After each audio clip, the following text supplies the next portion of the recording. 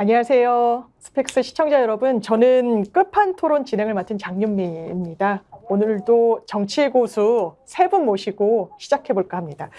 일단 이렇게 소개해드릴게요. 진영, 민주진영, 박진영 민주연구원 부원장님 모셨습니다. 안녕하세요. 네, 안녕하세요. 민주진영, 박진영 구독 많이 부탁드리겠습니다. 네. 민주진영, 박진영입니다. 네, 제가 헷갈리더라고요. 민주진영, 박진영 이렇게 외우면 되겠네요. 민주진영, 박진영.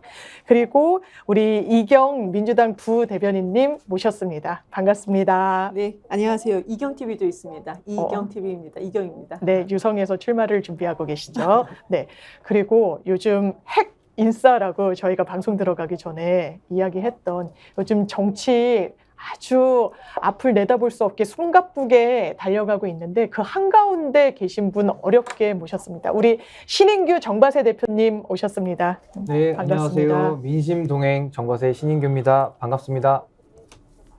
다들 민심동행, 민주진영, 이경TV 다 이렇게 닉네임이 있어서 저도 하나 좀 준비해 보도록 일단 하겠습니다. 일단 신인규 변호사님, 이제 변호사님이라는 변호사라는 호칭보다는 정바세 대표가 더 좋으시죠? 예, 최근에는 이제 변호사로 불리기보다는 이제 뭐 정바세 대표 이렇게 불리고 있기 때문에 더 많이. 예, 뭐 정바세 대표로 해주셔도 예, 저는 요즘 더 익숙한 것 같습니다. 예. 네. 그러니까 정바세라는 게 뭐의 약자고 앞으로 무슨 기획을 하고 또 이번에는 기자회견을 크게 하셨잖아요. 탈당. 근데 저희 이제 정바세라는 것이 원래 국민의힘 바로 세우기에서 시작이 돼서 이제는 정당 바로 세우기로 됐는데요. 정당을 바로 세우는 방법론에 있어서 내부에서 목소리를 내고 또 개혁을 요구하는 것도 있었습니다만은 지금 저의 개인의 힘으로 당 내에서 뭘 바꿔보기는 거의 저는 불가능이다라는 판단을 내렸고요. 그 취지를 살리기 위해서 저는 민심과 동행하면서 오로지 국민들의 뜻만을 쫓겠다는 의미에서 제가 지난 수요일에 당을 떠나는 그런 기자회견을 했습니다. 오늘 주제는 아무래도 이제 보수신당 창당이 총선을 앞두고 정치권에 어떤 후폭풍을 가져올 것인가인데요.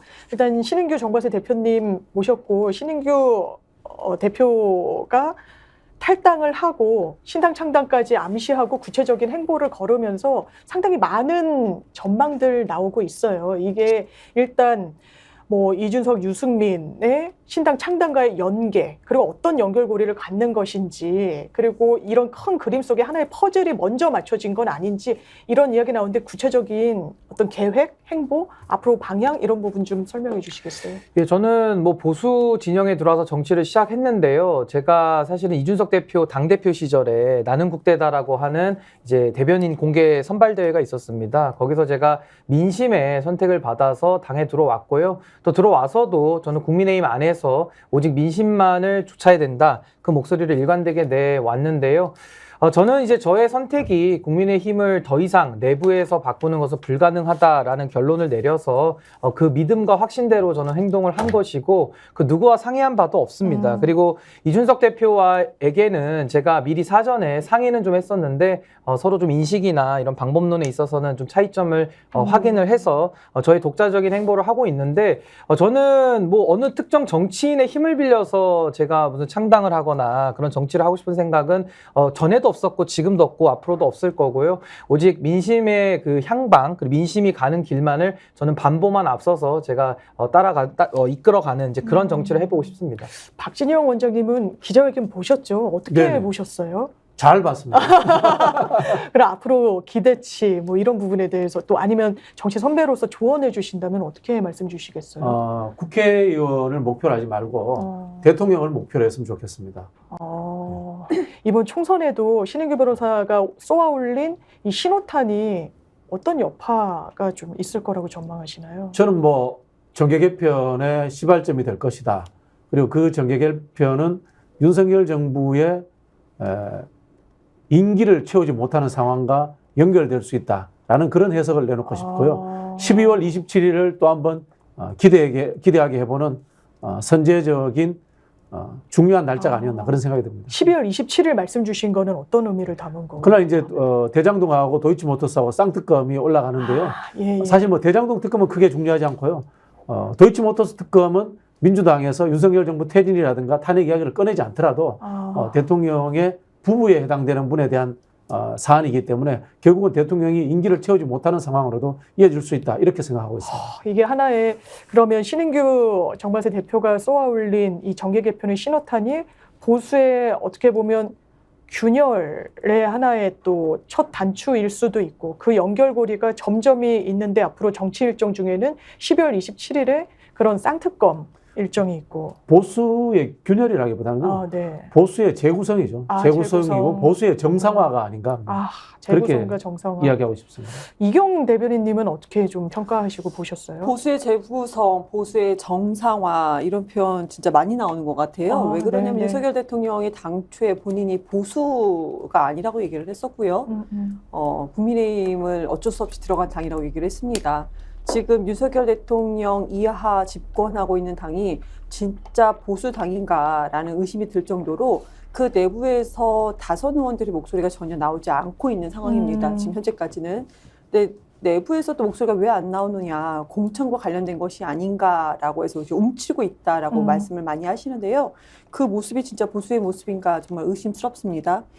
다만 신인규 변호사가 가는 그 일은 저는 응원합니다. 진심으로 응원을 하고 가는 길이 잘 되기를 바라는데 많은 사람들이 민심을 바라보면서 간다라는 말씀을 많이 합니다. 특히 이제 저 같은 사람도 약간 좀 젊게 새로 시작하는 사람들 그 말씀을 더 많이 하는데 아쉬운 점은 그거예요. 저도 민주당에 소속이 있지만은 민심만 바라보고 계속 가겠다라는 것이 진짜 그 말의 진심이 국민들, 진짜 국민이 알아봐 주셔야 되는데 그럼 국민한테까지 전달이 잘 될 것인가?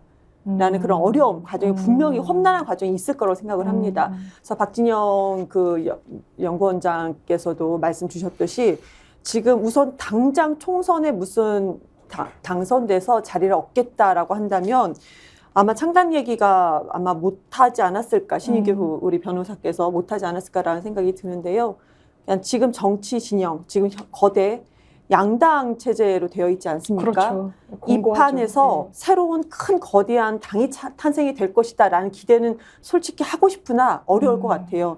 그렇지만 이 거대 양당 체제를 무너져야 된다. 저도 다당제를 추구하는 사람인데요.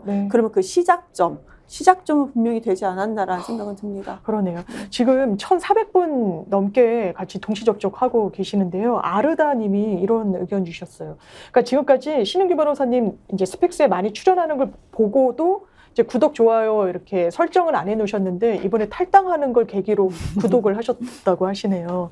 스펙스의 정어리 때 모집에도 상당히 기여를 하고 계시는 것 같고 제가 뭐 개인적인 말씀을 드려서 그렇지만 이제 신인규 변호사의 어떤 뜻 이런 이야기를 종전부터 좀 듣는 편이었던 것 같아요. 이게 비교적 가까운 거리에서 들었고 그래서 뭔가 결단을 내리겠다라고 생각을 했었는데 그게 바로 이번 주였고 이제 숨가쁘게 움직이는 그 정치 스케줄을 머릿속에 너무 치밀하게 구체적으로 촘촘하게 갖고 있다는 인상을 저는 개인적으로 받았습니다. 그 부분에 대해서 시청자분들께 좀 구체적으로 설명 좀 해주세요. 예, 우선 저는 가장 먼저 짚어봐야 될 것이 제가 이제 가칭입니다만은 제가 창당준비위원회 이름을 고심을 하다가 저는 민심동행이라고 지었습니다. 그러니까 민심과 함께 가겠다. 물론 정치를 하시는 분들이 민심보다 이제 뒤쳐져서 안 될 거고요. 조금만 앞서서 김대중 대통령의 말씀을 빌리자면 반보 정도만 앞서가야 된다 이렇게 말씀하셨는데 저는 이제 그 민심과 동행하는 그 길을 가겠다라는 것인데요.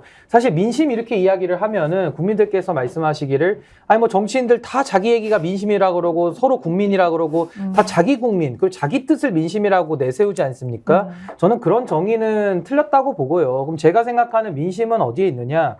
결국에는 국민의 삶이죠.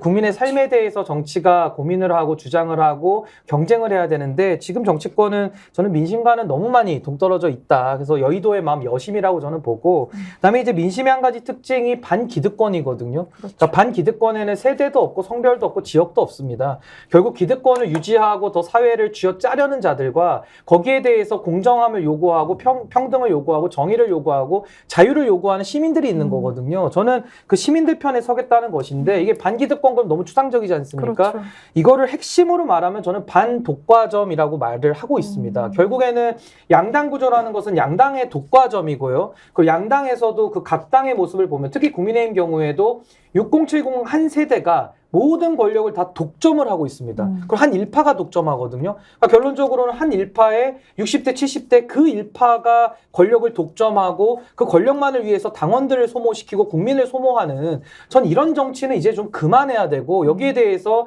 좋은 말로 할 테니까 나가주십시오. 좋은 말로 할 테니까 이러지 마십시오. 이거 더 이상 말이 안 통하거든요. 그렇기 때문에 저는 정치적 결단을 했고, 물론 소선거구 체제 하에서 양당 기득권이 견고한 상황에서 저 혼자 홀몸으로 나왔습니다만은, 저는 뭐 저 하나 잘못되고 하는 건 전혀 의미가 없고요. 네. 뭐 제가 설사 뭐 정치를 못하게 되는 앞으로 한이 있더라도 저는 제가 얘기하고자 하는 이 민심의 정의, 민심의 방향, 이 뜻에 대해서는 제가 국민 여러분들 앞에 목소리를 이제 더 높여나갈 그럴 계획입니다. 제가 이제 질문이 나오고 이번 주에 워낙에 좀 따끈따끈한 기자회견을 하셔서 많은 분들이 의견 주고 계시는데요. 동진님, DONGIN님께서 일단 이준석하고 신변하고 합치는 거에 본인은 100% 확신을 한다. 구심점 없이 창당해서 총선 치른다는 것 자체가 좀 비현실적인 부분이 있다. 이런 전망 내지 평가 내놓고 계시는데 어떻게? 글쎄요, 저는 사실 그 제가 신당에 대해서 생각을 많이 할 때 늘 얘기했던 게 인물 있냐, 그 인물이라면 이제 대선 주자를 말하는 거고요. 그리고 지역 있냐, 너 돈 있냐, 이제 이런 얘기들을 많이들 걱정하시고 지금 제가 생각하는 것들에 대해서 다 비현실적이다 이렇게 이야기를 하거든요. 근데 저는 제가 단언컨대 기성의 정치의 문법을 따를 것 같았으면 저는 안에서 개혁하는 게 맞습니다. 저는 기성의 정치 문법을 버리고 완전히 새로운 것을 지금 만들겠다고 나온 거거든요. 제가 비유를 드리자면은 영어에서도 1형식에서 5형식 있지 않습니까?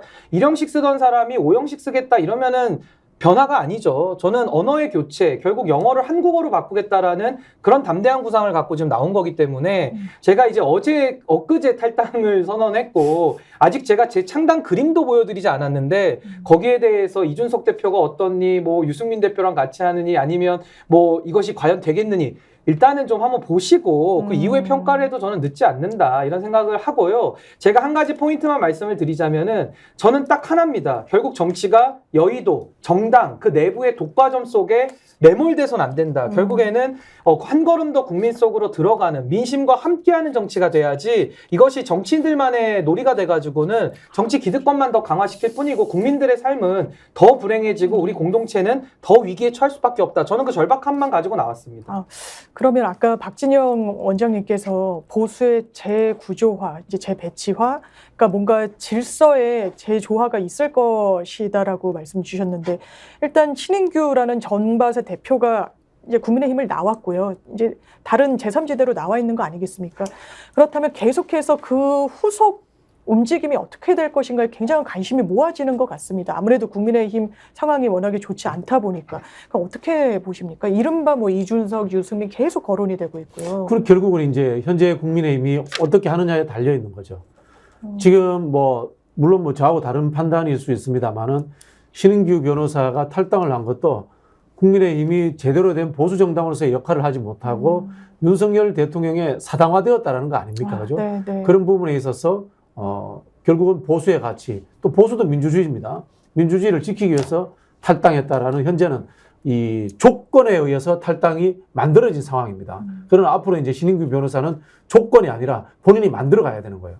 예를 들자면 금방 인물이 없다, 그다음에 지역이 없다, 돈이 없다 이런 이야기인데, 뭐 돈은 요즘 정치에서 많이 중요치 않다라는 생각이 들고요. 인물은 본인이 인물이 되면 되는 겁니다. 그리고 주위에 같이 정당 활동하시는 분들이 인물로서 성장하면 되는 겁니다. 좀 그런 생각이 들고요. 지역이라고 하는 것은 결국 선거의 결과로서 만들어지는 것이기 때문에 그것 역시 하나의 목표로서의 성과물이 되어야 된다. 이런 말씀을 드리고 싶고요. 다만 하나 이제 제가 그 감히 좀 조언 드리고 싶은 거는요. 현재에서의 이슈와 상황 논리로 짧게 창당하지 말자. 안철수가 했던 중도가 비었으니까 그 자리에 가서나 할래. 양당이 다 싫으니까 양변으로나 정당할래.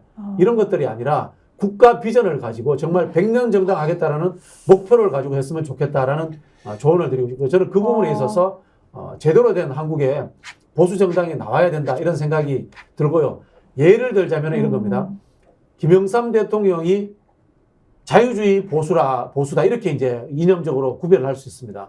근데 지금 국민의힘이 자유주의 보수가 없어요. 대부분이 극우 아니면은 전체주의, 권위주의 보수다 이렇게 볼 수 있습니다. 그런 사람들은 결국은 보수가 추구하는 자유주의 이념에 맞지 않는 사람들이에요. 전체주의자들입니다. 그런 측면에서 저는 YS 대통령이 만들었던 통일민주당이라든가 그 이후에 신한국당 이런 개혁 보수의 흐름들을 현실화시키는 노력들을 해줬으면 고맙겠다라는 생각이 들고 혹시라도 3당 틈새 정당 하겠다는 생각을 가진다면 결국 안철수처럼 소멸할 수 있기 때문에 1당, 2당이 되겠다는 목표를 가졌으면 좋겠습니다.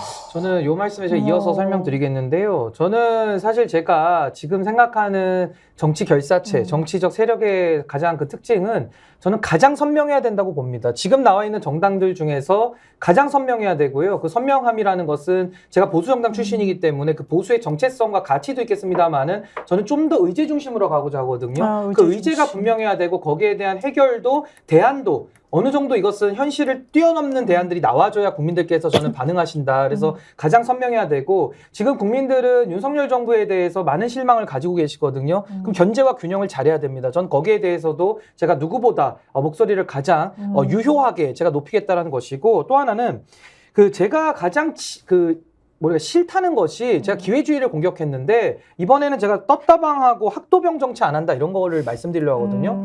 이 떴다방이 뭐냐면은 지금까지 있었던 3당 다 사라졌습니다. 어디 갔습니까? 안철수 의원 최근에 있었지만 지금 국민의힘에 와 있고요. 조정훈 의원 같은 사람도 잘해보겠다고 하더니 지금 국민의힘에 들어와서 여당만 찾아가는 철새다 이런 비판 받고 있거든요. 그러니까 저는 이런 철새들이 왜 기회주의적으로 큰 정당에 가느냐 결국 권력만을 바라고 가는 것이지 그들 안에 국민이 있느냐 국민들은 없거든요. 그래서 저는 이런 떴다방 정치를 안 할 건데 그 떴다방 정치를 안 하는 제가 제가 담보해드릴 수 있는 건 뭐냐면요. 보통 보수정당에서 처음에 정치 들어오는 나이가 60대입니다. 인생 이모작식으로 보통 60에 시작해서 70대에서 나가거든요. 저는요, 제가 올해 나이가 38입니다. 네, 38인데 제가 20년을 여기다가 투자를 해도요, 저는 58입니다. 그분들의 정치 진입 나이에도 못 잃은 나이가 됩니다. 그래서 저는 제가 20년 정도의 세월을 저축했다 생각하고 그 모든 시간을 제가 쏟아볼 생각이라서 이것은 제가 떴다방으로 하는 건 아니라는 것을 제 나이로 제가 답을 드리고 싶고 또 하나는 학도병 정치죠. 그 정치인들 소위 말하면 청년들이나 여성들이나 아니면 유명한 사람들 데려다가 이미지만 쓰고 결국 정치의 본질, 그 기득권을 내려놓질 않거든요. 이번에 국민의힘에서도 혁신위원장을 이미지 좋은 외국인이지만 특별 귀화를 하신 의사를 데려다가 지금 이미지 소비하고 있지 않습니까? 이게 비단 인요한 교수만 그런 게 아니라 여야를 둘러싸고 양당 공이 밖에서 인물 데리고 와가지고 이제 역할과 권한을 주지 않은 경우가 너무 많았습니다. 그래서 저는 이 떴다방 정치랑 학도병 정치만큼은 제가 이번에 좀 끝장을 낼 각오로 저는 나온 것이다. 이렇게 말씀드립니다. 아니, 박진영 부원장님께서 기존의 그럼 제3지대에서 깃발을 든 사람들이 뭔가 이제 틈새 시장을 노리듯이 사고한 부분이 정말 있겠죠. 저는 이제 금태섭 전 의원이 나올 때도 우리가 뭐 몇 석을 한 30석을 어디서 어떻게 얻고 이런 게 바로 그런 흐름이 아니었나 싶은데 지금 뭐 학도병 정치 뭐 이런 떴다방 정치를 지향하겠다고 하는 게 두 분 사이에 또 공통분모가 아닌가라고 생각이 들고 이렇게 두 분 말씀 주시는 사이에 2,400분 넘게 접속해주고 계시고요. 아무래도 이게 생방송이냐 아니면 생방송을 직후에 트는 거냐 아니면 녹화 방송이냐 굉장히 많은 분들이 궁금해하고 계시지만 지금 생방송으로 송출해드리고 있다는 점, 그래서 실시간으로 질문을 올려주셔도 저희가 잘 헤아려서 보도록 그리고 잘 녹여내도록 해보겠습니다.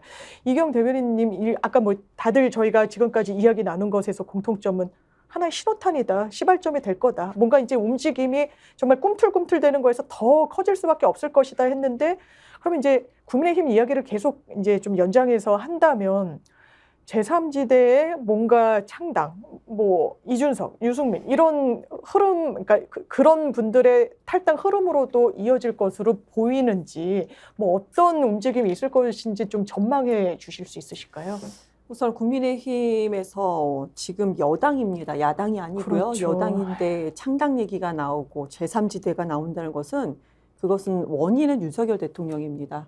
사람이 시대를 잘 타고 태어나야 된다고 하잖아요.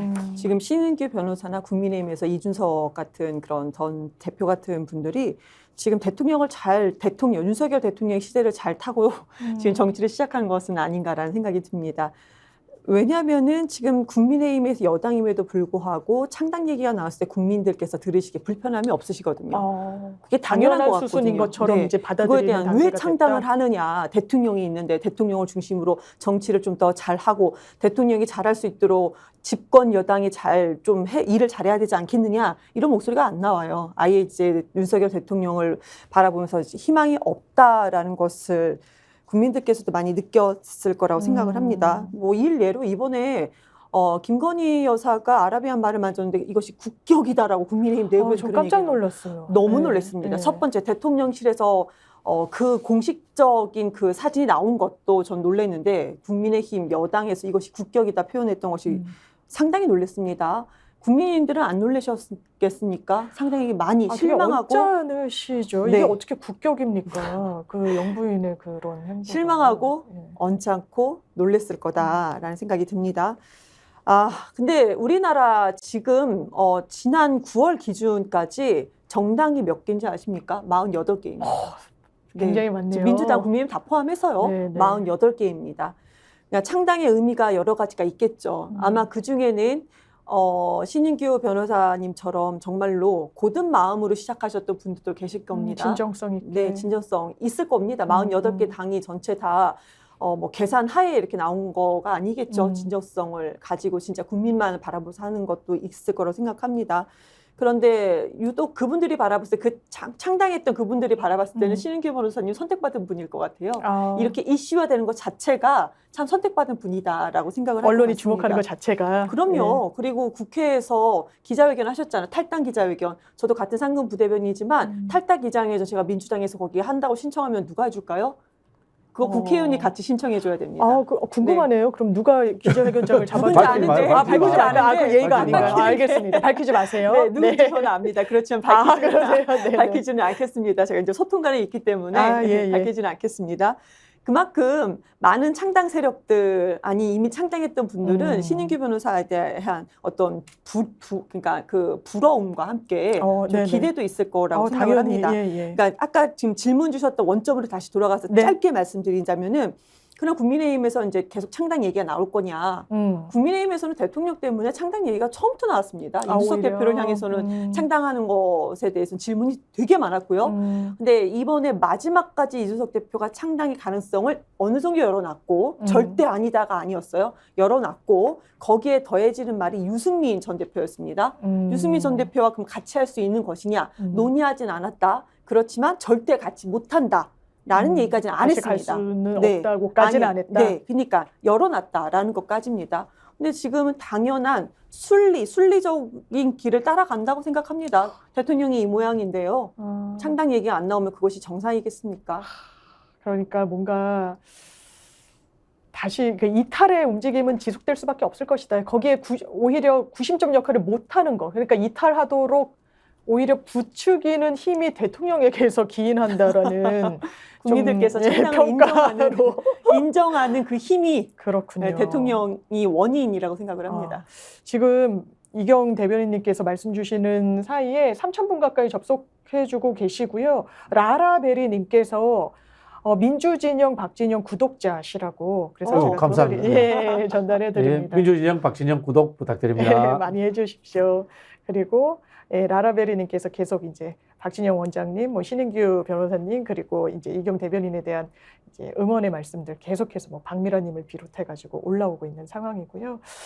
일단 그렇습니다. 그런데 한켠에선 이런 이야기, 이런 전망도 나오는 것 같아요. 뭔가 보수에서 신인규, 이준석, 여러 이제 젊은 혁신, 개혁 이런 가치를 담보하고 있는 젊은 정치인들이 깃발을 들 경우에 그것이 단순히 국민의힘의 인사들이라는 이유로 국민의힘에만 타격감을 줄 것이냐. 그렇지 않을 것이다. 왜냐하면 이를테면 호남에서도 상당한 파급력을 가질 수 있을 것이고 국민의당이 또 그랬던 전례가 있기도 하고 이게 민주당이 상당히 긴장하고 봐야 되는 지점임에는 좀 분명하다라는 평가들도 많이 나오는 것 같은데 박진영 원장님 어떻게 좀 분석해 주실 수 있으시겠습니까? 제가 이제 특정 정당 소속으로 당인으로서 민주당의 피해가 많다. 이렇게는 이야기할 수 있습니다만은 사실 한국 정치에 가는 방향으로서는 옳은 거 아닌가요? 그 방향이. 그리고 또 현실적 계산을 좀 제가 해볼게요. 네. 신당이 들어서서 호남에서 지역구 의석을 가져갈 가능성은 현실적으로 떨어집니다. 그리고 또 수도권에서 3자 구도가 됐을 때 민주당에게 특별히 불리할 건 없습니다. 그러면 뭐냐면요. 비례 의석이 신당이 민주당 의석을 뺏어갈 가능성은 충분히 있습니다. 근데 그게 민주당이 폭망할 정도의 의석은 아니잖아요. 그리고 과거에 DJP 연대 때 김대중 대통령이 자민련에 의원 꿔주기도 한 적도 있습니다. 그런 부분에서 현재 시대 정신이라고 할 수 있는 윤석열 정권의 퇴진과 대한민국의 정상화라는 가치에 의해서 서로 간의 컨센서스가 이루어진다면은 뭐 정책 연대라든가 이런 연대를 하지 않더라도 저는 그 정도의 작은 손해 정도는 감수하는 것이 집권하겠다고 하는 정당의 기본적인 태도가 아닌가 그런 생각을 합니다. 이게 정책 연대로까지 나아가지 않더라도 느슨한 고리를 걸치지 않더라도 기본적으로 민주당에는 건강한 긴장감을 불어넣어줄 수 있다라고 평가해 주신 걸로 이해가 되고 지금 비례정당 말씀 주시고 현실적으로 원내 입성을 하는 가장 유력한 방안이지 않겠냐라는 평가해 주셨는데 어떻게 준비하고 계십니까? 우선은 제가 아직 뭐 창당에 대해서 밑그림을 보여드리지도 않았기 때문에 먼저 이렇게 말씀드리면은 사실 좀 신뢰가 가지 않는다. 그냥 이게 정치 현실을 모른다. 이렇게 말씀을 너무 호언장담하듯이 그렇게 말씀드리면요. 하십니다. 그래서 저는 그냥 객관적인 데이터를 가지고 제가 설명을 좀 드리면요. 사실은 안철수 의원이 사실 새정치민주연합을 갔다가 이제 당을 또 깨고 나오면서 이제 국민의당을 만들었고 그때 국민의당이 비례대표만 따졌을 때는 26%로 해서 2등을 합니다. 12석 가지고 갔어요. 2등을 했고요. 그때 당시 새누리당이 33%로 1등을 했고 민주당이 3등을 했습니다. 그러니까 그때 안철수 의원이 중심이 됐던 그 세력이 26%를 했다. 전 이것은 객관적인 데이터로 말씀을 드리고요. 또 2017년도에 대선을 보시면은 문재인 대통령 41%, 그리고 홍준표 후보가 24%, 나머지 안철수 후보, 유승민 후보, 심상정 후보를 합치면 거의 30% 이상 나와요. 21%, 6% 이렇게 득표했거든요. 근데 저는 분명하게 공간은 있는데 그동안에 그럼 그 공간들이 왜 민주당으로 가고 국민의힘으로 안 가고 왜 중간지대에서 머물러 있었느냐. 근데 지금은 왜 그러면 그 실체가 보이지 않느냐. 그것은 바로 그들을 담아낼 그릇이 없었던 거죠. 그 유권자들은 투표장에 나가는 분들이고요. 상당히 그 높은 수준의 만족도를 요구하시는 분들입니다. 그러지 않으면 그냥 투표장에 안 가버리는 거거든요. 그래서 저는 그분들의 표심도 있거니와 양당을 지지하시는 분들 중에서도 이 당이 마음에 들어서 지지하면 다행인데 상대방이 싫어가지고 어쩔 수 없이 상대방 후보 막기 위해서 내 표가 사표가 되면 안 되니까는 찍는 경우가 또 많거든요. 그래서 저는 그런 연성 지지자들이나 무당파들이나 투표를 아예 포기하시는 분들을 뺀 나머지 저는 그분들에 대해서 그분들의 과연 시대 정신과 니즈는 뭘까? 저는 거기에 대해서 깊은 고민하고 있어서 저는 그분들의 제가 그 니즈만을 만족시키고 효능감을 준다면은 저는 비례대표에서는 좀 1등도 가능하다 현실적으로. 전 그런 자신감을 일단은 말씀을 드리고요. 저는 시대 정신을 제안 드릴 때 제가 이제 과거에 국민의힘은 산업화, 민주당은 민주화 아니겠습니까? 전 이제 이 두 시대 정신은 더 이상 할 역할이 없다고 생각을 해요. 이미 그 산업화와 민주화 세력들은 할 일을 다 끝냈습니다. 근데 지금 정치의 문제는 그들이 쳐놓은 기득권의 틀이 안 깨지는 거거든요. 그래서 이 안에서는 50%를 매년 교체를 해도요. 국회가 달라지지 않습니다. 오히려 더 극단화됩니다. 왜 그러냐면 더 순치되고 더 기득권자에게 가까운 세력들이 초선으로 들어오거든요. 그래서 저는 이제 더 이상 이렇게 되면 대한민국에 좀 희망이 없기 때문에 저는 다음에 시대정신을 제가 다원화로 제안을 드리거든요. 그럼 다원화가 뭐냐? 요즘에 우리가 콜라를 사 먹어도요. 체리코크도 있고 또 제로콜라도 있어요. 정말 희한한 맛의 콜라들이 다 나오고 있는 이런 시대고요. 요즘은 맞춤형으로 빵 사 먹는 사람들도 많습니다. 내 입에 맞는 빵을 맞춰서 먹기도 하고 기업을 볼까요? 기업에서는 요즘에 CEO가 혼자 나갑니까? CFO, CSO, CIO들이 다 집단적으로 그 자신들의 힘을 다 모아가지고 기업을 성장시키거든요. 이미 민간과 개인은 다 변화했는데 정치만 야 너 보수야, 너 진보야, 너 윤석열이야, 너 이재명이야 둘 중에 하나만 줄 서.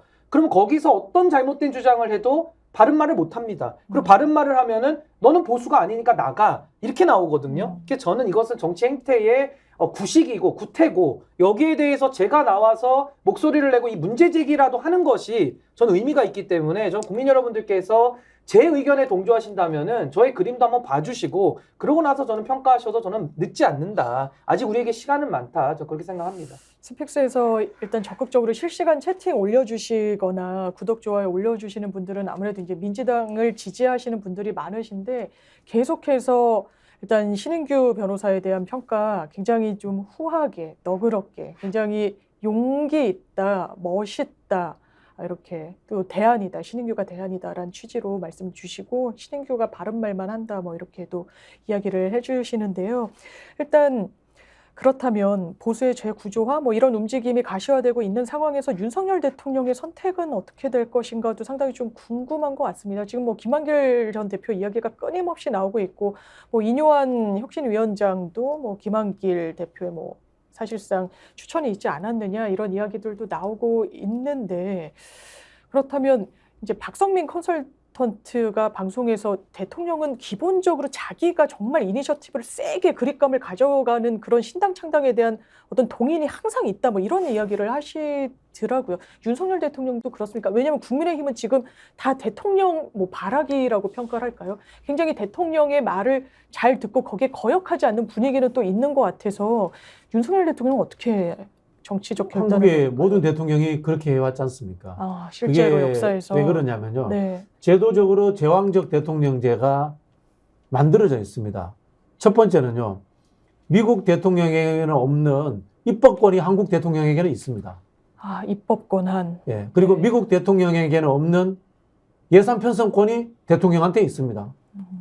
그리고요. 미국 대통령에게는 없는 감사권이 대통령한테 있습니다. 아, 사실은 이 세 가지는 근대 민주주의 이론에서 국민의 대표 기관인 의회, 국회에 줘야 되는 기관인데 우리는 제왕적 대통령제다 보니까 이걸 가지고 있습니다. 그러다 보니까 대통령이 그 세 가지 법률적, 헌법적 권한이죠. 가지고 있으면서 또 이 국회의원들을 장관으로 집어넣습니다. 어떻게 됩니까? 그러면 국회의원들은 내가 가지는 특권 외에 대통령이 다른 권한도 가지고 있고 인사권도 가지고 있고 이러니까 대통령한테 잘 보일 수밖에 없습니다. 내가 국회의원 하다가 장관도 해야지만이 출세할 수 있고. 입각도 하는 게 대통령 손에 달려 있으니까요. 제가 늘 예를 드는 게 이런 겁니다. 청문회 때 여당 편을 들고 국정감사하고 그다음에 또 뭐 이 상임위에서 여당 편 되는 국회의원은 제가 봤을 때는 당적은 유지하되 국회의원은 안 해야 됩니다. 그런 사람은.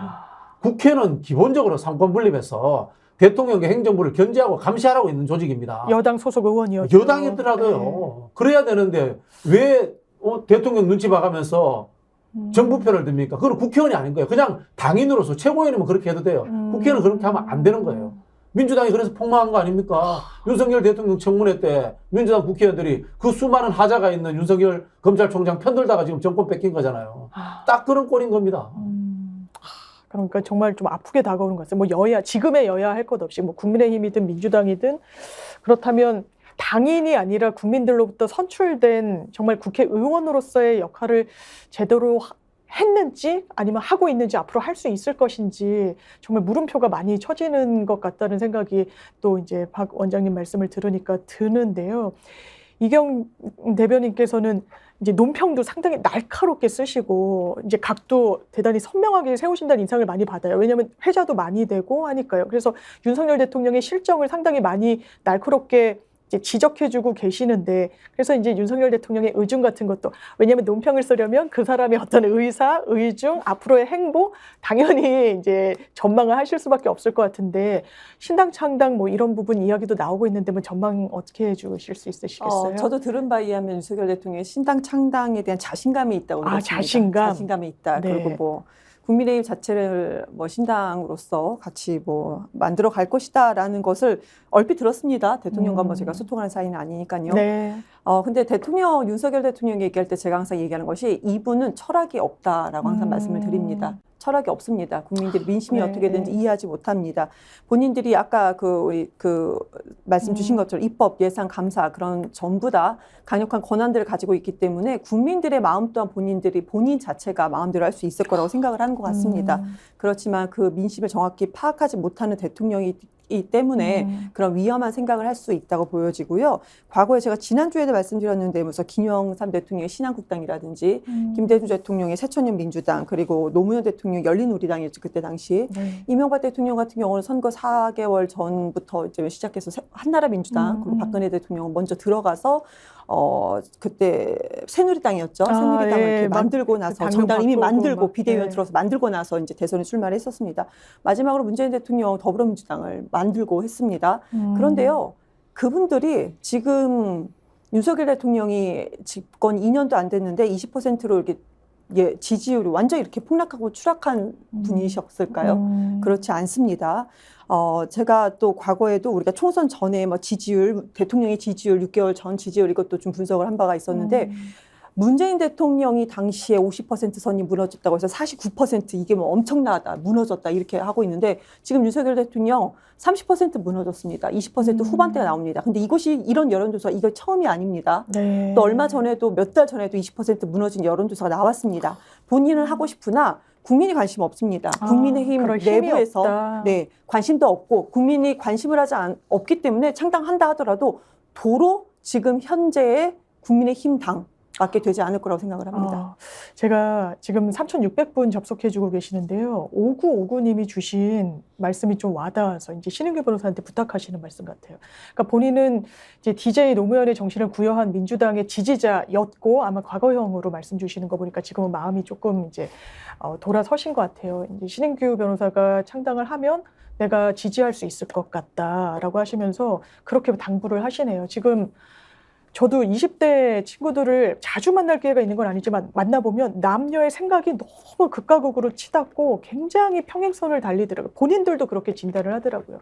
거기에 대해서 저는 정말 이준석이라는 청년 정치인의 잘못이 없다라고는 생각하지 않습니다. 그 부분을 좀 통합해달라고 이야기하시네요. 대단히 아까 박 원장님께서 말씀 주셨다시피 어떤 틈새를 공략하는 이런 컨셉이 아니라 정말 비전, 국가 비전을 제시해야 된다고 말씀 주셨고 국가 비전이라는 게 거대 담론에 거치는 게 아닐 거지 않습니까? 정말 세밀한 사람들에게 체감이 되는 정책적인 대안을 모색하고 정책의 방향성을 바꾸고 하는 걸 텐데 아까 신인규 변호사도 의제 중심이라는 이야기를 해줬고 이게 다 총의가 모아진다면 결국 이런 우리 곁에서 느껴지는 하나하나의 문제의식부터 좀 해결해 나가는 게 정말 필요하겠다는 생각이 드네요. 그걸 또 할 수 있는 능력이 있고. 글쎄 저는 사실 제가 진영은 달랐지만 제가 노무현 대통령을 제가 상당히 좀 존경하거든요. 그러니까 왜 그 존경하냐면 저는 지금 제가 뭐 비유하기는 어렵습니다만은 노무현 대통령 그 3당 합당할 때 그 자서전에 보시면은 한 40명이 결단을 했다고 합니다. 근데 한 주가 지나면은 20명이 떨어져 나가고 또 한 주가 지나면은 10명이 떨어져 나가서 또 저쪽에 가 있고 결국 마지막에 남은 게 김정길 장관하고 딱 둘이 남았다라는 이제 그런 이야기들을 제가 책에서 봤는데 저는 뭐 둘도 아니고 이제 혼자 남았죠. 이제 혼자 남아서 이 지금 뭐 소위 말하는 외로운 가시밭길을 이제 가고자 자처한 이제 그런 사람인데 저는 이준석 대표에게는 저는 굉장한 고마움을 갖고 있습니다. 저 개인적인 고마움이고 저는 저에게 이제 정치의 문호를 열어준 사람이기 때문에 결국에는 이 보수 정권에서는 그동안 해오지 못했던 일을 한 것은 맞습니다. 기회를 줬죠. 기회를 줬던 것은 그동안의 보수 정권의 그런 뭐랄까요 폐쇄성 내지는 줄 세우기 이제 이런 거를 저항했던 정치인이기 때문에 저는 그분은 매우 제가 높이 평가를 하는데 결국에는 제가 그동안 보였던 행보는 아마 정바세와 제가 새로운 질서 포럼이라는 두 가지로 좀 설명이 될 것 같은데요. 아마 보수정당 내부에서 당원들을 조직해서 당을 상대로 소송까지 하고 이렇게 5,000명 이상이 되는 당원들을 이끌어온 예는 저는 없었다라고 생각을 합니다. 그리고 제가 새로운 질서 포럼은 제가 국민의힘 소속일 때 민주당 청년들과 정의당 분들 다 모여서 저희가 대한민국의 아젠다에 대해서 같이 연구하고 논의했었던 이제 그런 기회가 있었는데 제가 그걸 주도하면서 정치 복원을 제가 내세웠던 이제 그런 경험이 있습니다. 결국에는 이준석 대표가 추구하는 정치, 뭐 행태라 그러면은 사실은 좀 센 정치 아닐까 싶습니다. 송곳같이 잘 찌르기도 하고 선거 국면에서는 상대방들을 잘 넘어뜨려서 잘 이기는 이제 이런 정치인데 저는 그런 능력은 많이 없습니다만은 저는 오히려 센 정치가 아니라 저는 좀 큰 정치를 해보고 싶다 이런 생각이 좀 있고요. 또 하나는 이준석 대표는 문제를 발굴을 참 잘합니다. 그동안에 묵혀있던 아젠다들을 위로 끄집어내서 상당히 여론 주도를 하는 능력이 뛰어난데 저는 그런 능력은 없습니다만은 저는 발굴된 문제들 다 골마 터져 있지 않습니까? 전 이것을 해결하는 정치로 전 나아가야 된다. 그래서 정치가 수권 능력, 권력만 만들어 놓고 지금 나라가 이게 뭡니까? 저는 여기에 대해서 반성과 성찰을 해야 되고 저부터도 반성을 하고요. 이제는 권력을 만들면 수권뿐만 아니라 권력을 제대로 운영할 수 있는 정말로 문제 해결과 그런 비전과 대안까지 나아가는 이런 정치를 좀 보여드려야 되는데 지금은 소위 말하는 이런 젊은이들의 그런 정치의 행태가 너무나도 날서 있고 문제를 끄집어만 내고 아무도 수습하지 못하는 여기에 아마 저는 국민들이 염증을 내시는 것 같거든요. 저는 비록 제가 좀 젊고 정치는 짧게 했지만은 전문가들의 머리를 같이 맞대든 아니면은 현장에 가서 목소리를 잘 듣든 어떤 아이디어를 내세워서라도 이 나라의 위기 이거를 극복하는데 저는 전심전력을 다하는 정치를 하고 싶다. 그래서 저는 뭐 상대와 진영을 가리지 않고 대화를 열린 마음으로 늘 그렇게 하고 있습니다. 정말 마음에 와닿는 말인 것 같고요. 그러니까 지금 댓글 주시는 분들도 상당히 호응이 많으신 것 같고 저희가 여기서 나누는 말씀이 되게 많이 와닿으시는 것 같아요. 왜냐하면 마지막 외출님 같은 경우에는 박진영을 이재명의 책사로 보내야 된다. 이렇게 또 의견 주셨는데 뭐 평소에도 책을 많이 소통하고 계신 사드렸겠습니다. 책사 네. 약간 아재 개그이신데요. 죄송합니다. 예. 네, 신은규 변호사도 지금 진단을 해줬지만 정치가 앞으로 나아가지 못하고 굉장히 퇴행하는 것 같아요. 과거와 비교해도. 그러니까 노무현의 정치 이런 정신에서 우리가 얼마나 더 왔었는가. DJ의 어떤 정치에서 우리나라가 더 진전한 게 있는가라고 했을 때는 더 나아졌다.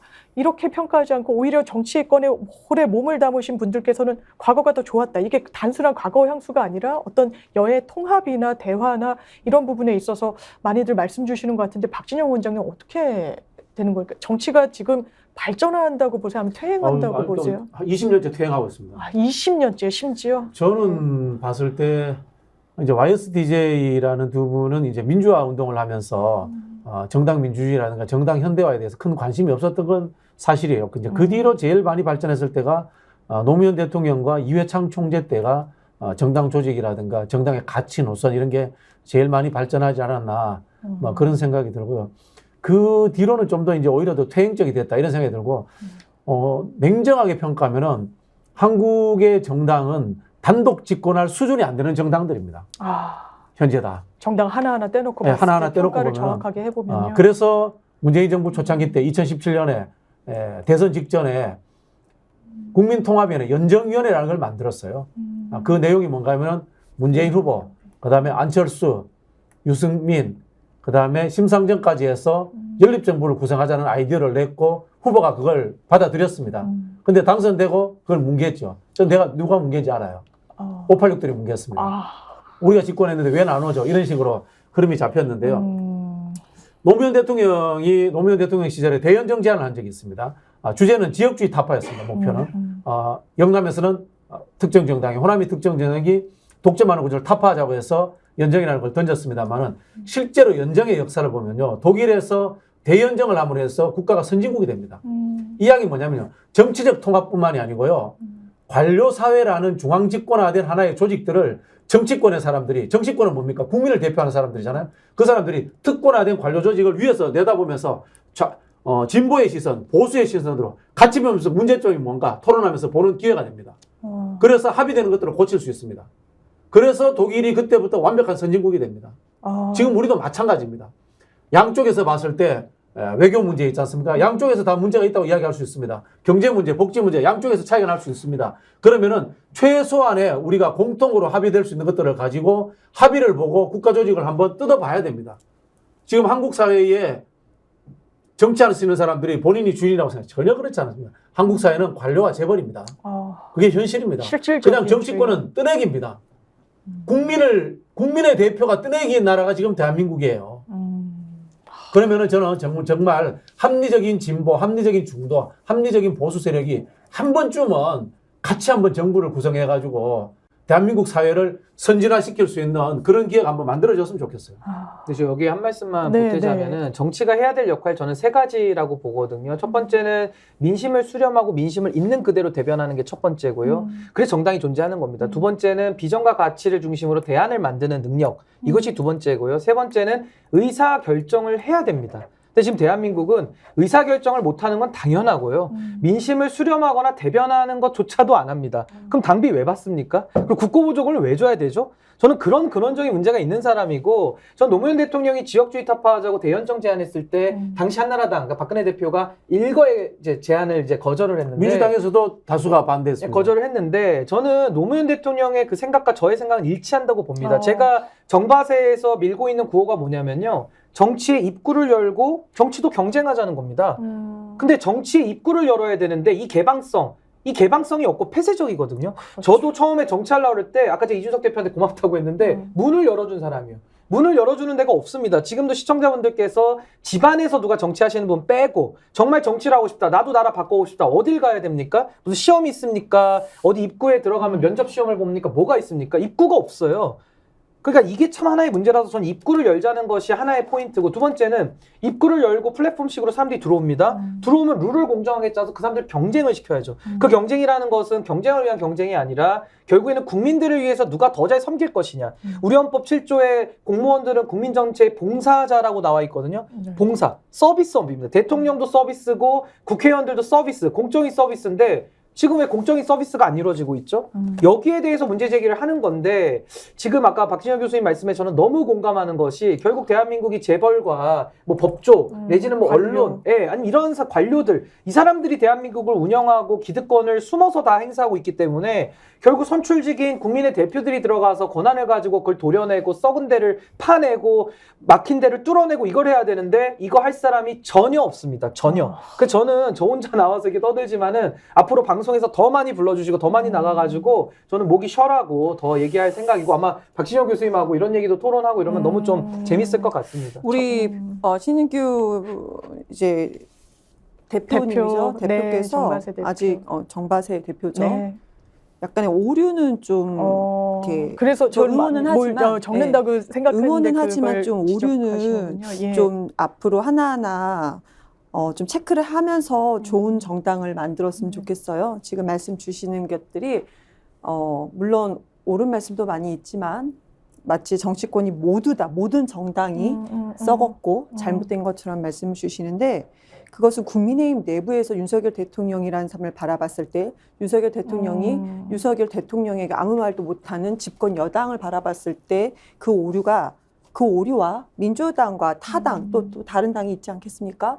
그 당들을 바라봤을 때랑 같은 시각으로 잘 모르면은 잘 판단을 못 하잖아요. 그렇게 그렇죠. 바라보는 것도 분명히 있을 수 있다 생각을 합니다. 노무현 대통령이 이런 얘기를 하셨습니다. 비가 오지 않아도 대통령 책임인 거고 비가 많이 와도 대통령 책임인 것 같다. 그리고 평범한 사람이 잘 사는 세상을 만들고 맞아. 싶다라는 그런 비전이 있으셨고요. 김대중 대통령께서는 행동하지 않는 정치는 악의 편이라고 말씀하셨고, 맞아요. 네. 나쁜 정당에 투표하지 마라, 나쁜 신문 보지 마라, 집회에 나가라, 하다못해 담벼락에 욕이라도 해라, 이렇게 귀에 쏙쏙 말씀하셨던 들리네요. 그런 네. 곳이 민주당이었고 그 분들이 계신 곳이 민주당의 뿌리입니다. 그래서 민주당을 찬양하고자 하는 마음은 전혀 없습니다. 저도 당에 있으면서 민주당에 대한 비판이 많이 있었고요. 있었던 사람이기 때문에. 근데 이번에 일례로 12주 우리 10월 29일 참사가 1주기가 됐어요. 그렇죠. 국민들이 예. 영문도 모르게 이제 자식을 잃었죠. 가족을 잃고. 그런데 대통령이란 분이 여기에 나가지 않는 그런 곳입니다. 그래서 민주당이 여기서 그 유가족들과 함께 마음을 나누고자 했으나 또 민주당이 감으로써 유가족들이 정치적인 행사로 보일까봐 또 이렇게 거부했던 부분, 거기에 또 다 국민들의 민심을 다 따라서 또 행동했던 당이 또 그러니까요. 민주당이었습니다.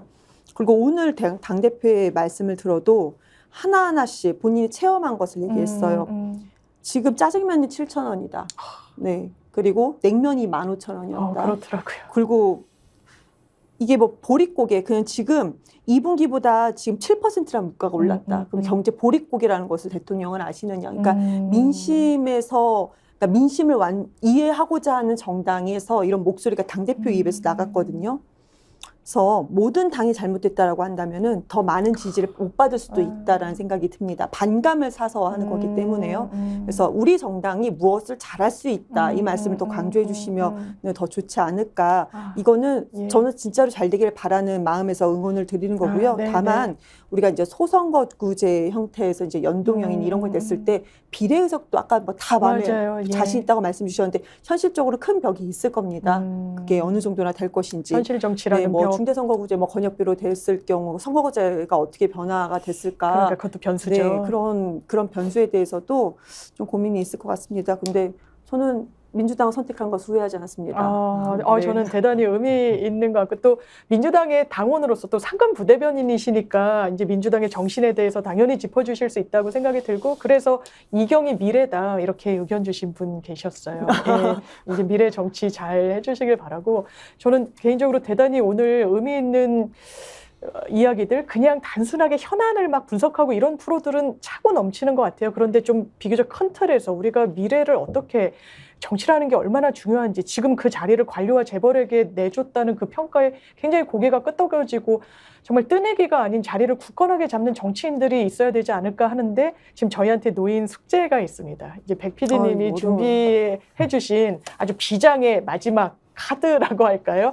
저희가 지난주에도 한번 했었는데요. 워낙에 많은 분들이 관심을 가져주시고 또 이 예측이 맞는지 아닌지에 대해서 공감을 또 많이 해주고 계셔서 한번 더 준비해봤습니다. 일단 참고하실 만한 여론조사가 있는 것 같아요. 미디어 토마토에서요. 지난 10월 21일, 22일 이틀에 걸쳐서 여론조사를 했습니다. 이게 지난주 토요일, 일요일, 그러니까 주말 사이에 응답률도 상당히 좀 높았던 걸로 보이는데요. 지지 정당을 물었습니다. 거기에 민주당 46.6%, 국민의힘이 30.4%로 일단 오차범위 이상의 좀 차이를 보여줬고요. 미디어 토마토에서 양일간 한 조사인데 격차가 이전에 다른 여론조사보다도 좀 넓어지고 있는 것 같습니다. 그렇다면 여론조사는 많은 전문가들이 추세다, 흐름이다 이렇게 말씀 주고 계시는데 이런 정당 지지도에 기반해가지고 앞으로 총선의 의석수를 한번 전망해볼까 하는데요. 제 옆으로 또 신인규 변호사님부터 왜 이런 수치를 전망하시게 됐는지 이렇게 순서대로 한번 말씀 들어볼까요? 이렇게 보여드리면서 예, 될까요? 보여드려 주시면 감사하겠습니다. 물론 제가 설명드리기에 앞서서 이제 제 희망이 좀 많이 담겼을 수도 있다는 점 보수신당 100석 넘네요. 말씀을 드릴게요. 우선은 제가 봤을 때는 국민의힘은 지금에 하는 수준으로 봤을 때는 저는 80석 정도면 딱 알맞는다.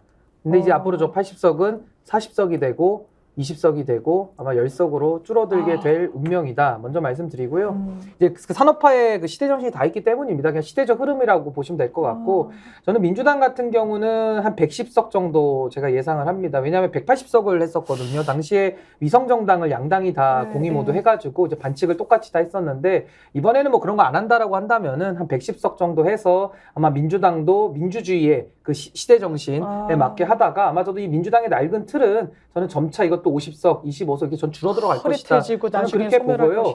지금 보수신당이라고 제가 썼는데 이것이 뭐 어떤 형태가 될지까지는 제가 뭐 도사가 아니기 때문에 이걸 예상할 수는 없고 저의 희망과 바람을 저는 좀 섞자면은 저는 플랫폼 정당을 지향하거든요. 그래서 모두가 다 입구를 열어서 들어올 수 있고 그 들어온 곳에서 공정하고 자유롭게 경쟁할 수 있는 누가 더 쉽게 말하면 당 내에서는 저는 이제 당원들을 당주로 저희는 이제 부를 생각인데 당의 주인들인 당주들을 위해서 누가 더 경쟁할 것이냐 그리고 누가 더 나라를 위해서 더 잘 일할 수 있는 일꾼이냐 전 이걸로 경쟁시킬 거거든요. 그래서 좋은 분들 모셔서 하면 한 105석 정도 전 이렇게 생각을 하고 이건 이제 희망을 섞은 최대치라는 거 제가 말씀을 일단 드리겠고 아마 진보정당이나 뭐 기타 무소속은 뭐 2 내지 3 그래서 5석 정도로 제가 한번 잡아봤습니다. 근데 여기에 구성은 뭐냐면요. 저는 결국에는 비례대표는 제가 1등을 이미 약속을 했기 때문에 거기에 대해서는 저는 안철수 의원이 가졌던 26% 저는 그거보다는 훨씬 더 상회하는 저는 득표를 얻어야 된다라고 저는 보고 희망을 하고요. 저는 지역구에서도 지금 이게 될 것이냐 이런 말씀들을 많이 하시는데 저는 충분히 수도권 지역이나 대전, 충청 그리고 강원 지역이나 이런 쪽에서는 저는 충분히 가능성이 있다. 그리고 영남과 호남도 어떻게 될지는 모르지만 그쪽에서도 지금 무소속 출마자라든지 뭐 친박신당, 뭐 민주당에서 분열이 될지도 모르겠습니다만은 저는 거의 춘추전국 시대가 될 걸로 예상하거든요. 그래서 한 4-5개의 정치 결사체들이 경쟁을 만약에 한다면은 그 안에서는 소선거구자에서 오히려 이런 신당이 선명성과 투명성을 가지고 좀 어부지리를 얻을 수 있는 가능성도 희망을 좀 섞어서 저는 말씀을 드렸습니다. 예, 희망이 섞였다고 하지만 또 정확한 분석이라고 생각도 들고 아까 녹화할 수 있는 내가 찾아갈 수 있는 정당 말씀 주셨는데 그런 바람이 또 담긴 전망치가 아닌가 싶습니다. 이변 대변인님 말씀 듣고 싶은데요. 저 이변인가요? 이경인가요? 이경 제 발음이 세서. 네. 제가 국민의힘이 115석은 정말 최대치로 했을 때 지난주에도 국민의힘의 윤석열 대통령의 6개월 동안의 어떤 맞아요. 지지율 왜냐하면은 총선은 대통령에 대한 중간평가라고 그런 성향이 좀 깊습니다. 그래서 그것을 봤을 때 지난 그 문재인 대통령의 6개월의 평균치로 나왔을 때 민주당이 180석을 얻었다는 것을 기준으로 했을 때 국민의힘 115석입니다. 이거 최대치입니다. 네, 최대치이고요. 나올 수 있는 최대치. 네, 최대치가 115석이다. 그런데 대통령의 지지율이 계속 떨어지고 뭐 지금 그렇게 된다면은 또 이것도 변화가 될 거로 생각하고요. 그리고 우리 신인규 대표께서 민주당이 뭐 작아질 것이라고 말씀을 주셨는데 제가 이런 얘기를 항상 그 지역 주민들한테 합니다.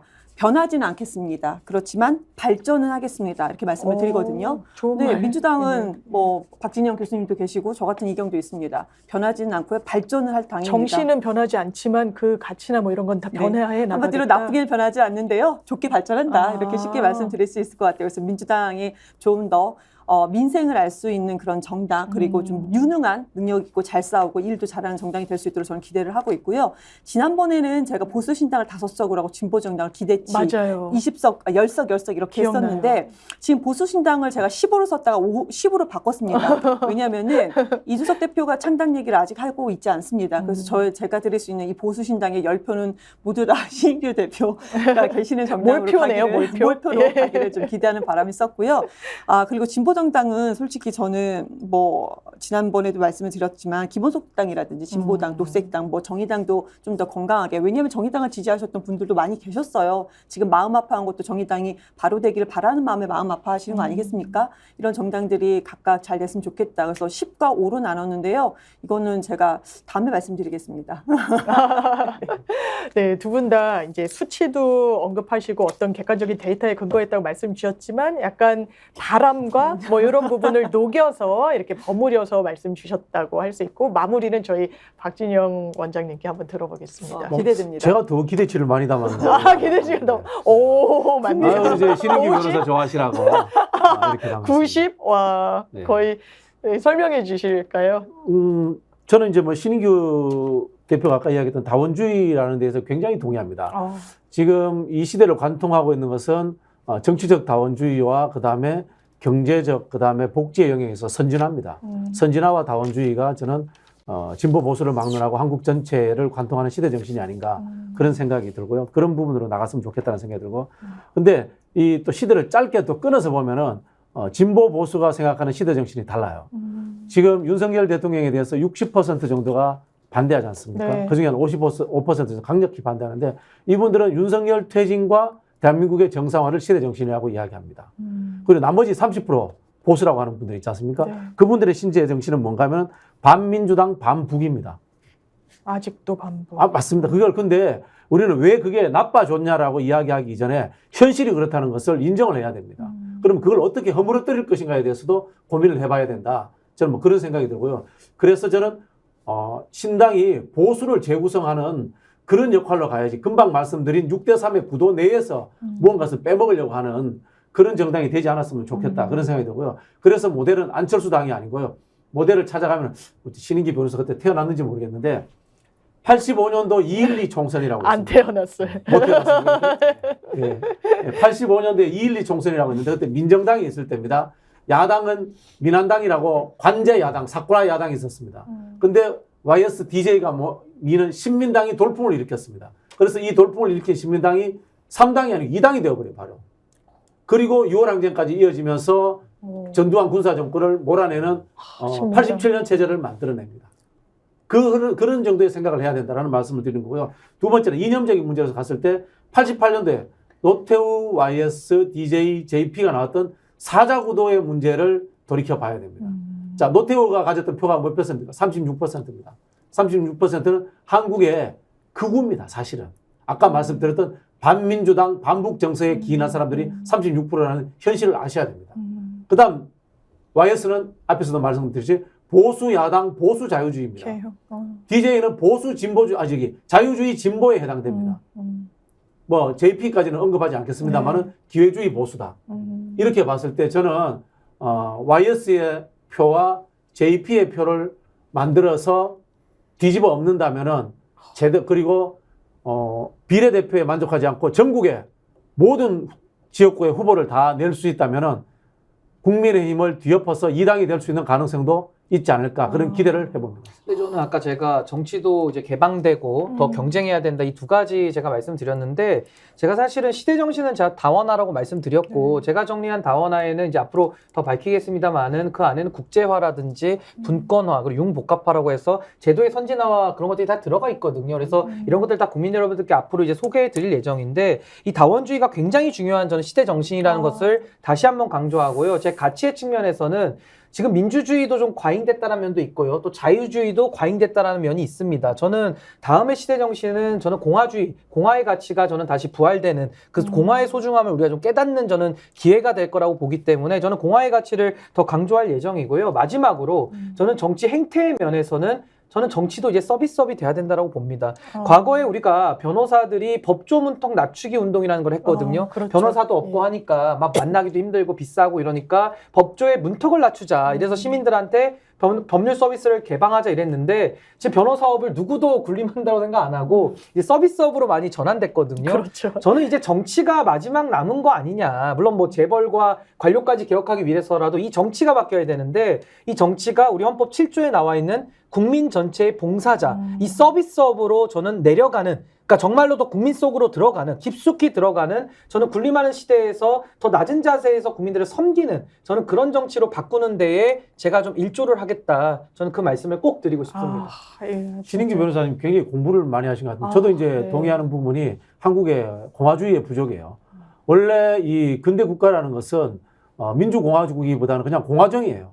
공화정의 원칙인데 한국은 이 공공선의를 통한 통합을 추구하는 공화정이 절대적으로 부족하고 민주주의라는 게 우리 다수에 의한 지배, 피플 디모크래시 아닙니까? 이게 결국 숫자 싸움 하는 거거든요. 숫자 싸움이 과잉이라는 것에도 동의하고 그러면서 조심스럽게 제가 참여하지는 않지만 시민공화당 이런 당명 저는 개인적으로 공화를 추천드립니다. 정말 말씀 듣다 보니까 정치의 어떤 원칙이 무엇인지 그리고 원칙을 어떻게 가져가야 되는지 그 정신을 정말 현실 정치에 뛰어드시겠다고 말씀하시는 분들은 특히나 또 어떻게 가슴에 새겨야 되는지를 생각하게 되는 시간이었던 것 같고요. 그러면서 박진영 원장님 감사합니다라고 하면서 2만 원 또 이렇게 저한테 주지도 않으시죠? 스픽스에 주셨네요. 예. 예. 그래서 또 마지막으로 소개를 해드리면서요. 오늘 또 같이 함께 해주신 세 분에 대한 응원글, 감사글 엄청납니다. 제가 일일이 다 소개는 못 해드렸지만 그 응원이 실제로 격려가 많이 된다는 말씀 들으면서요. 오늘 민주진영 박진영 그리고 이경 부대변인님, 신인규 대표님 모시고 끝판토론 마무리 짓도록 하겠습니다. 감사합니다. 감사합니다. 감사합니다. 저도 물러나겠습니다. 감사했습니다.